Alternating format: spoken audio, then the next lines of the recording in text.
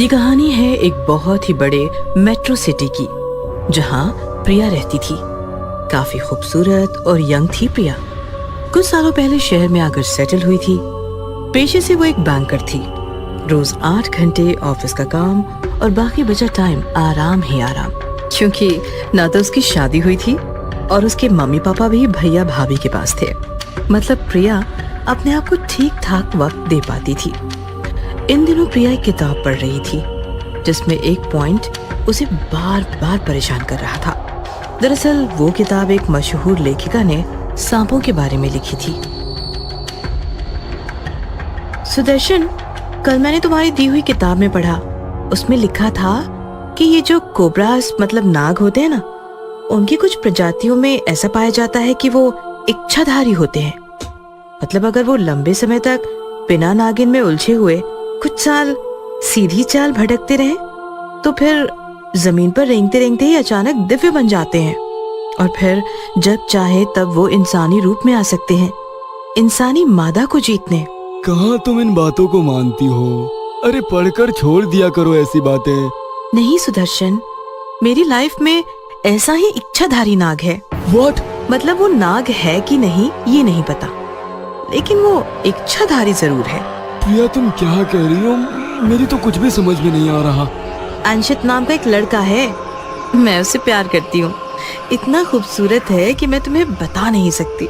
प्रिया, क्या किया अंशित ने? दरअसल बात ऐसी थी कि प्रिया जब एक पार्टी में गई थी तो वहाँ उसकी मुलाकात अंशित से हुई। अंशित एक बहुत ही हैंडसम लड़का था, जिसे देखते ही प्रिया ने प्रपोज कर दिया और फिर दोनों काफी करीब आ गए। अंशित करीब आया, ये प्रॉब्लम तो नहीं हो सकती? अंशित मुझे कभी किस नहीं करता। फिर वो उसकी प्रॉब्लम है। अंशित जिस लड़की को किस करता है वो मर जाती है सुदर्शन। अब ये सुनकर सुदर्शन जोरदार शॉक्ड हो गया। What? प्रिया एक दिन सुदर्शन को अंशित के पास ले गई और सुदर्शन ने अंशित को देखा तो उसका माथा ही घूम गया। अंशित नीचे से सांप बनता जा रहा था और ऊपर से इंसान था। ओह माय गॉड, ये सब क्या है? क्या करे सर, मेरी कोई इच्छा ही काम नहीं कर रही। पहले जिस चीज को होठों से लगाता था वो खत्म हो जाती थी, अब तो मेरे अंदर से इंसान ही खत्म हो रहा है। मैं जानवर बन रहा हूँ, और वो भी कौन सा? तो सांप। डोंट वरी माय बॉय, सब ठीक हो जाएगा। मुझे टेंशन इस बात की नहीं है सर कि मेरा क्या होगा, मुझे टेंशन है कि मेरे बाद प्रिया का क्या होगा। सुदर्शन ने इमीडिएटली उस किताब की ऑथर रंजना का एड्रेस निकाला और सुदर्शन प्रिया को लेकर रंजना के पास आया। देखिए, मैंने आपसे अभी आपके बॉयफ्रेंड अंशित के बारे में सुना और आपको मुझे ये बताते हुए अत्यंत खेद हो रहा है कि वो आपसे लगातार झूठ बोल रहा है। यही ना कि वो छिपा रहा है कि वो इच्छाधारी नाग है, वो तो हमें भी पता है। नहीं, उसका जो खतरनाक झूठ है वो ये है कि वो आपसे प्यार करता है। ये सुनकर तो प्रिया के साथ साथ सुदर्शन भी हिल गया। मैम कैसी बातें कर रही हैं आप? वो तो प्रिया को हद से ज्यादा चाहता है। तकलीफ में भी बस प्रिया के बारे में ही सोच रहा है। जानवर अपनी फीमेल को हद से ज्यादा नहीं चाहते। हमारी वाली हदें उन्हें लागू नहीं होती। वो बस फ्लेवर लेते हैं और मौसम टूटते ही छोड़ देते हैं। यहाँ उल्टा हो रहा है। मतलब वो आपको अपनी दुनिया में ले जाना चाहता है, क्योंकि वो इच्छाधारी है और इच्छा पूरी करने के लिए अलग अलग ढोंग रच रहा है।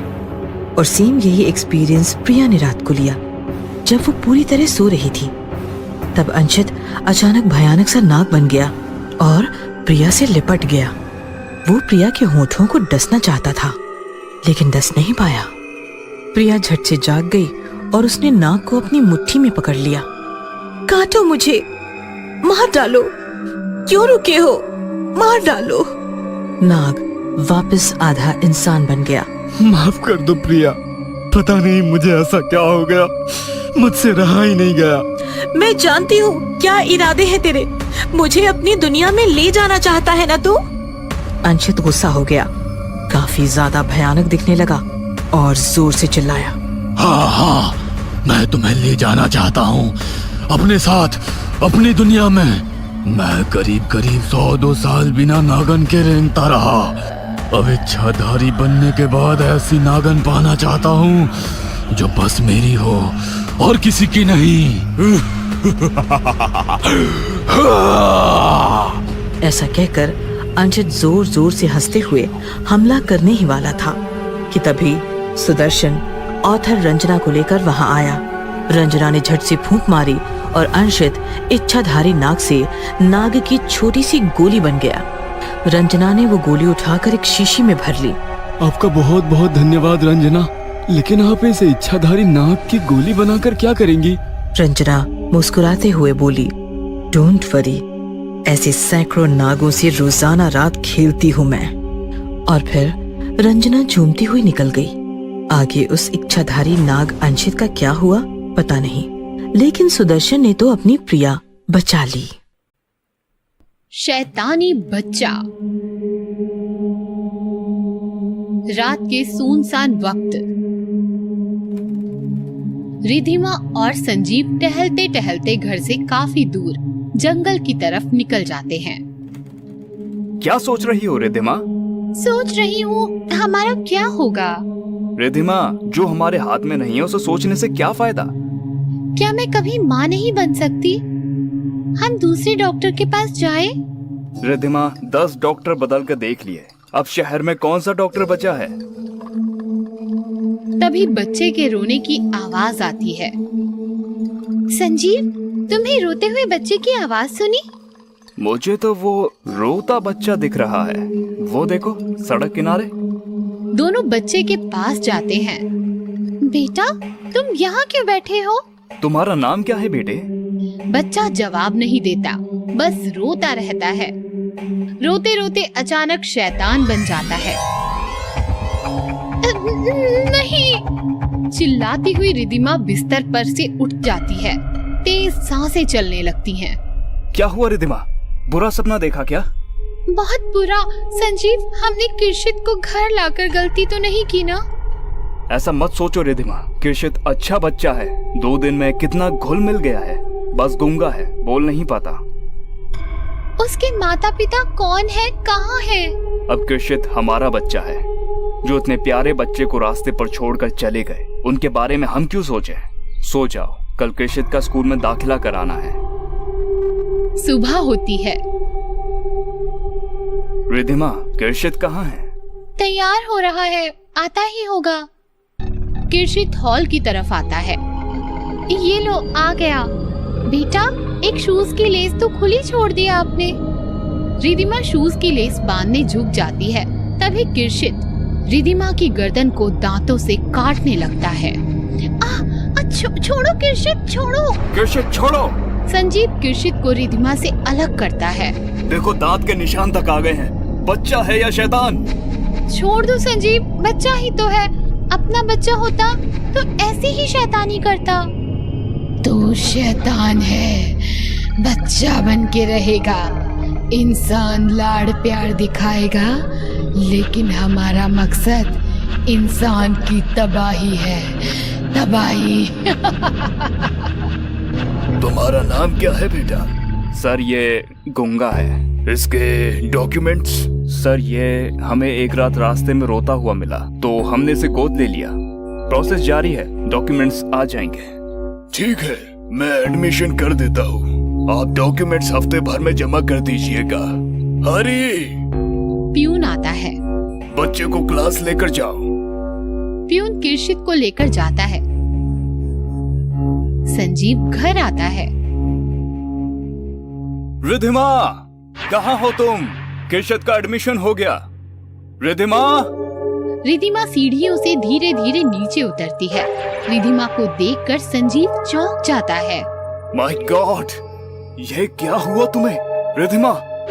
रिधिमा संजीव के पास आती है और संजीव को काट लेती है। छोड़ किर्शित, छोड़ मुझे, छोड़ मुझे।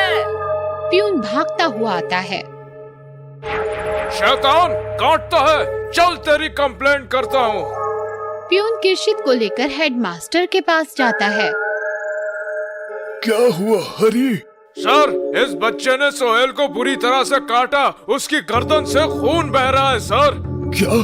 जाओ तुम सोहन की मलहम पट्टी करो, इससे मैं देखता हूँ। प्यून चला जाता है। गिरशित, मुझे तुमसे यह उम्मीद नहीं थी। मिस्टर संजीव को अभी फोन करता हूँ। प्यून भागता भागता आता है। सर गजब हो गया, सोहेल सारे बच्चों को काट रहा है। व्हाट? चलो। दोनों भागते भागते आते हैं और देखते हैं कि स्कूल के सारे बच्चे एक दूसरे को काट रहे हैं। सबके दांत और नाखून निकल आए हैं, हाथ पैर पर लंबे लंबे बाल उगाए हैं। माय गॉड, ये क्या हो रहा है? Stop it, I said stop it. तभी एक दांत और नाखून बढ़ी हुई, शरीर पर लंबे बाल बढ़ी हुई टीचर रोते रोते हेडमास्टर के पास आती है। मिस मेहरा, ये सब क्या है? सर, उस सुहेल ने मुझे काटा। रोते रोते टीचर हेडमास्टर के गले पड़ती है और हेडमास्टर को काट लेती है। मिस मेहरा, ये क्या किया आपने? हरी, जल्दी आओ। पुलिस, डॉक्टर, सबको फोन करो। फौरन, हालात बिगड़ते जा रहे हैं। हरी भागता हुआ निकल जाता है। थोड़ी ही देर में हेडमास्टर हंसने लगता है। उसके भी दांत और नाखून बढ़ने लगते हैं और वो मिस मेहरा को काट देता है। इस प्रकार सारे बच्चे, टीचर्स एक दूसरे को काट रहे थे। इधर हरी हेडमास्टर ऑफिस आता है। वहाँ किरशित सर झुकाए खड़ा होता है। ये सब तुम्हारी वजह से हो गया। कौन हो तुम? Hello, police station. किरशित हरी की गर्दन को पकड़ के लंबे दांतों और नाखूनों से हरी को काट रहा है। किरशित पूरा शैतान बन चुका है। भगदड़ मची है। बच्चे, टीचर्स, हेडमास्टर सब एक दूसरे को काट रहे हैं, अजीब आवाजें निकाल रहे हैं, अजीब हरकतें कर रहे हैं। तभी स्कूल कॉरिडोर से हरी के पीठ पर बैठकर किरशित की एंट्री होती है। लंबे दांत, नाखून और बालों से हरी एकदम डरावना दिख रहा है और किसी जानवर की तरह हाथ और पैरों से जमीन पर रेंगता हुआ किरशित को बाहर ला रहा है। किरशित को जानवरों की तरह अजीब आवाज निकालकर सलामी देते हैं और चुपचाप बैठ जाते हैं। शैतानी साम्राज्य में आपका स्वागत है। आप शैतान बन चुके हो। मैं तुम्हारा राजा, शैतानों का शैतान। तुम्हें आदेश दे रहा हूँ, शहर के हर आदमी को, बच्चे, बूढ़े, औरत, सभी को काटकर शैतान बनाना तुम्हारी जिम्मेदारी है। मैं अब चलता हूँ। शैतानी साम्राज्य का नारा बुलंद रहे।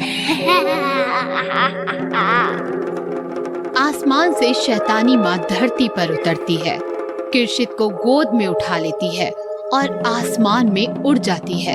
मिस्टर और मिसेस सहगल, हमारे पास कल ही एक बच्चा आया है और आप लोग उसे गोद ले सकते हैं। वंदना, उसे लेकर आओ।